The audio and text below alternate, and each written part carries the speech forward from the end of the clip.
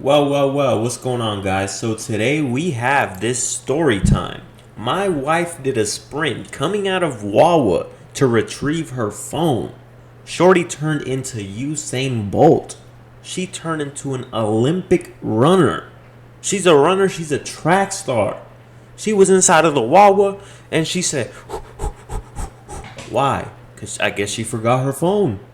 Crazy the things that these women do. Let's go ahead and get right into it. Another crazy story came in over the weekend. My wife and I were married for 9 years before it all fell apart. And it started when we were driving to our vacation destination in the mountains of North Carolina. While we were traveling, my wife said she had to use the bathroom, and the nearest rest area was quite far. So we took the next exit and stopped at a Wawa. What was crazy was, when she got out of the car and went inside, her phone was on the seat. I didn't really pay much attention to it. I was on my phone, but her phone lit up. As I went to grab it, I saw my wife come out of Wawa doing a full-fledged sprint. I was so surprised why she was running so fast, I forgot I had my hand on her phone. She opened the door and snatched the phone out of my hand and went back into Wawa. I was stunned. Yeah, I'm leaving her ass right there.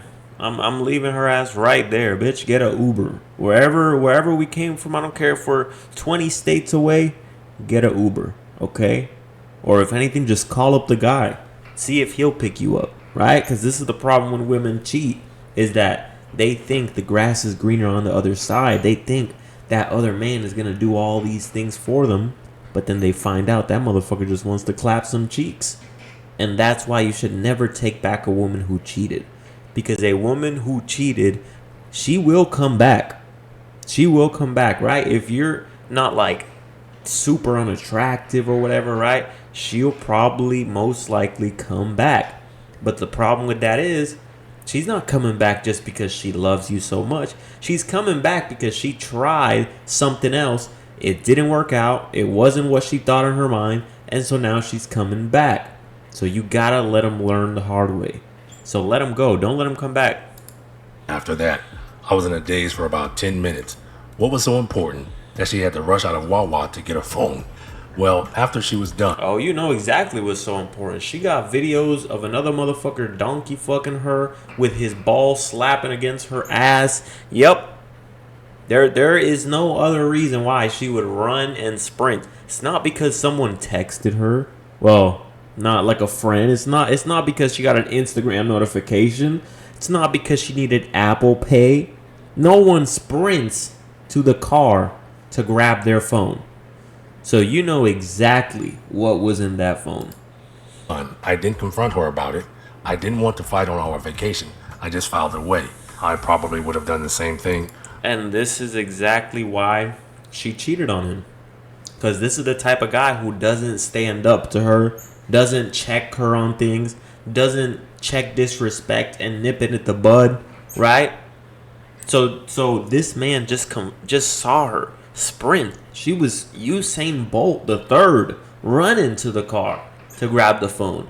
And he said, "Well, I'm just not gonna say anything about it because it's the vacation." Right? So for the 9 years that they were married, I'm sure there was plenty of times where she did slick shit and he just said, "I'm not gonna confront it." Most people would confront her then, rightfully so, but in some cases, try to maintain your composure. Try to temporarily delay your confrontation and confront her when it's appropriate. I know it's easier said than done. The reason why I say that is your emotions may get in the way. He says, our vacation lasted 4 days. We were intimate once. And to my dismay, she was on her phone almost the entire time. I made Please tell me when they got back to the crib, this man cut her off for good. Let's see, is he a simp or is he a pimp? one sarcastic comment about her being on her phone. And to my surprise, she apologized, but said she was doing a bunch of surveys. Yeah, Surveys. Yeah. Okay. Surveying how that fucking dick was. Surveying. Huh. What survey should I do? Was this position better or was the other position better? all right, she wasn't doing surveys. For her to come flying out of Wawa, yeah, something else was up. Needless to say, I didn't believe it, but gave her the impression I did. My plan was to look at the phone bill and go through all the phone numbers and bounced them against whitepages.com to see if I could find anything. Yep, I have used that site before. It's a legitimate website. About the second day back, I had a chance to look at the... He said, what? How old is this fucking story? Because since when can you check the phone bills to see the numbers? Is that actually a thing, or am I tripping? And bounced them against whitepages.com. The plan was to look at the phone bill and go through all the phone numbers and bounce them against whitepages.com to see if I could find anything. Yep, I have used that site before. It's a legitimate website. About the second day back, I had a chance to look at the phone bill online and go through all the numbers that she corresponded with in the last month, including during our vacation. For some context, my wife works for a pool store, and I am a public works employee for the city of Charlotte, North Carolina. Let me guess. The pool employee that works with her, Timmy, Tommy, Jimmy, and Johnny, that's the motherfucker who she was texting. We didn't have kids. I am 32 and my wife is 31. What I noticed on the phone bill was a number that had a Virginia area code. This number was all over the phone bill going back months. I didn't tell my wife anything. I didn't want to come at her without proof, so I kept digging. Yeah, fellas, if the signs are there and you truly believe it, then you just walk away. You just cut her off, right? But if you have no proof, if you have no solid proof that she is cheating and you confront her about it, you tell her, hey, this and this and that, right? She's going to start looking at you as insecure. She's going to be able, it's going to open a portal for her to call you insecure because you don't have any evidence, right? You don't have anything to say. Look, you're just going based off what you think. So that opens a portal for you to say, oh, you're being insecure, and now you can get gaslit. So if you really think she's cheating, just walk away. Unless you have solid proof that you can say, what the fuck is this? Or so-and-so told me that they caught you out, and here's a picture, right?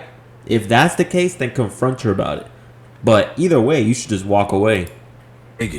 When I ran the number through whitepages.com, it came back with a VoIP number, meaning voice over IP. So that told me that this wasn't really a real number. It could be a Google Voice number or something similar. I was now more suspicious than ever. A VoIP number meant that whoever my wife was talking to was deliberately trying to stay anonymous. And probably in a relationship, probably in a marriage himself, right? And he's trying to, use some numbers on the side so that no evidence is fucking brought against him. That didn't sit well with me. The more I thought about it, the more suspicious I became. The memories of our vacation were tainted by the knowledge that something wasn't right.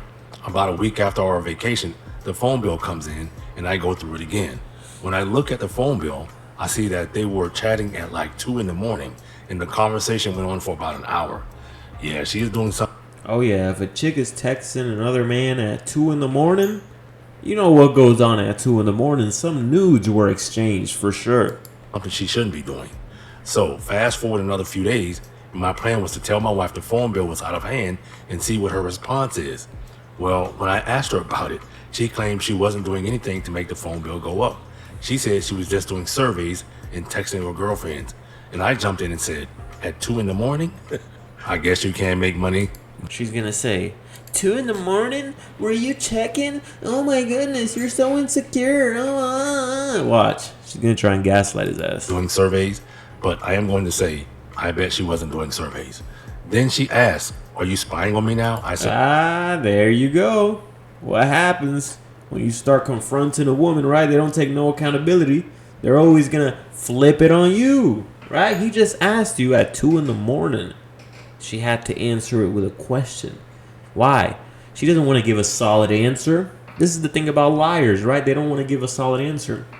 They want to ask you a question to see what you know, right? Because if he says at 2 in the morning and she just answers it, well, she doesn't know what he has on her. So she has to ask, are you spying on me? Why are you asking that? Oh, you're insecure. I said, no, I am not. But the phone bill was almost $400 last month. I was lying, of course. I am just trying to find the root cause of it. Now, since I asked her that question, we haven't been intimate. She might be thinking he's on to her. I don't know what it was, but one day I decided to clean my car and check out the map update we had for our car. As I was scrolling through all the places we traveled, I recognized all of them except one. Well, I start digging into the unknown address. The unfamiliar location turns out to be a secluded cafe on the outskirts of town. I never knew this place existed. My wife never told me about it. So that's when I made the decision to look at hiring a private detective. Yeah, if your woman is not telling you about things, right? You find out that she was going on some trip, she was going over here for lunch or whatever, right? And she's not openly communicating that with you, that's a red flag. That is a red flag. If you find out she's been going somewhere and she hasn't been telling you, if you find out that, she's out with certain people and she hasn't been telling you, red flag right off the rip. And I'm not talking about you're dating a chick, right? Because if you're just dating a chick, it's not too much of your business what she's doing, right? Because you guys aren't in a relationship yet. But if you get into a relationship, or for my guys who are married, yeah, if your woman's doing that, guess what? Red flag. She should be telling you, hey, babe, I'm going to grab some breakfast with Susie and Sammy, and we're going to go and we're going to eat. Oh, babe, hey, listen, we're going to go out for a drink for happy hour at this time at this restaurant. Me and the girls, blah, blah, blah, right? Just letting you know what's up. Not hiding shit. I got lucky in a sense because this guy was a former cop and was just starting to get his business off the ground. His price was reasonable. He charged me $2,000 for a week. That's all I could afford. $2,000 a week? Damn. Just to follow someone around? And that man probably got several different customers? That might be the hustle right there. I might have to sign up to be a private investigator. I'll be like, in the bushes. I gave the investigator a photo of my wife, gave him the address of the cafe that I never heard of and where she works. I guess in today's society, a private investigator could be considered a wise investment. It took the investigator 5 days to find out that my wife was sleeping with a man who was identified as the owner of the Mystery Cafe. He was divorced, and apparently my wife was taking a few days off from work to go be with this man, but it turns out she was leaving for work in work clothes, but she wasn't going to work. Wow. Yeah, in some states, even a no-fault divorce state, they may have a requirement that you separate before you can file. In my opinion, I think that's ridiculous, especially in a case like this. When my wife came back to the apartment, she was crying and wanted to talk. I told her there was no need. We didn't have anything to discuss. She got the rest of her things and left. The apartment is in my name only, and I never got around to putting her name on the lease. We had just sold our home 8 months prior to moving into this apartment. This is why you don't want to have a woman, sharing the rent with you. You guys are going 50-50 on it. Because if you catch a chick cheating, you can't put her out the place. It's her place too, right? But if it's your place and she lives with you and you find her ass cheating, listen, baby girl, you gotta go.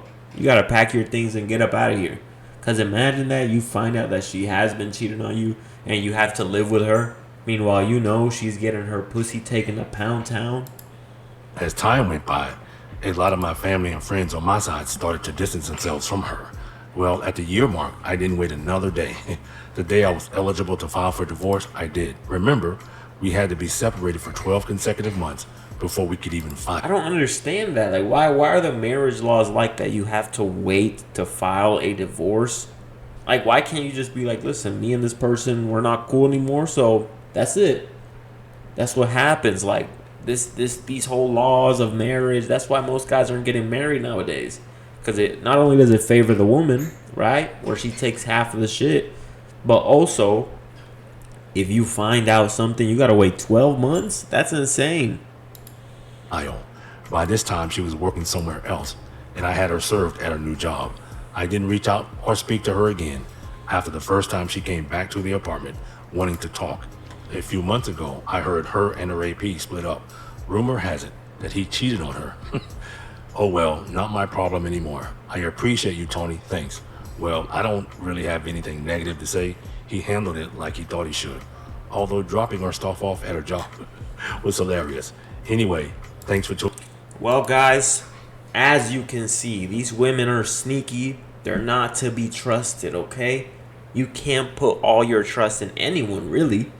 Anyone but yourself, okay? Anyone at any time could turn their back on you. These motherfuckers are fake. These guys are fake, right? They'll smile in your face but talk shit behind your back. These women are fake, right?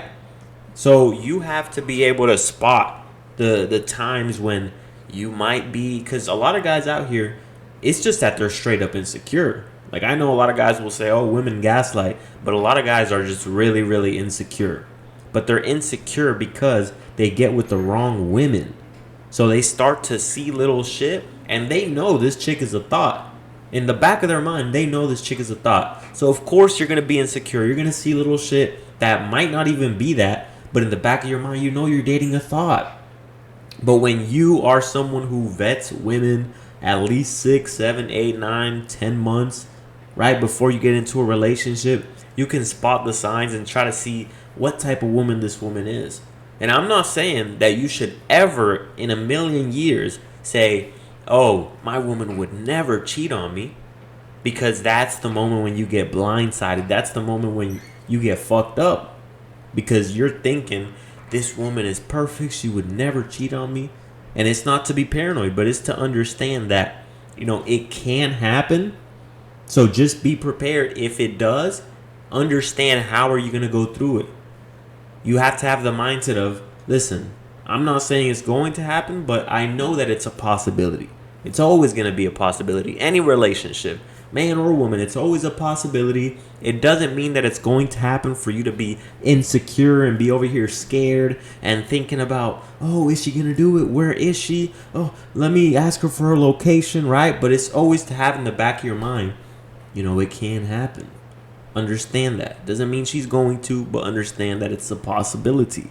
Okay? It's like a seatbelt, right? You put on your seatbelt.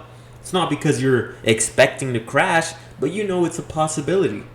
Doesn't matter where you're driving. If you're driving here, if you're driving there, it doesn't mean that you're going to be paranoid at all times thinking, oh shit, is someone going to hit me? Oh my God, he's going to hit me. Oh my God. If you're driving like that, then you're not going to be able to drive effectively because you're too in your head. So fellas, don't be so in your head. Simply just put on the seatbelt. The seatbelt is the mindset of understanding that it can happen. And if it does, there's millions of women out here, and you will just move on. You'll just work on yourself, better yourself. You'll find another woman who will treat you better. And it's that simple. That's your seatbelt. All right, guys, that's the video for today. Like the video, comment down below, and subscribe. Peace out.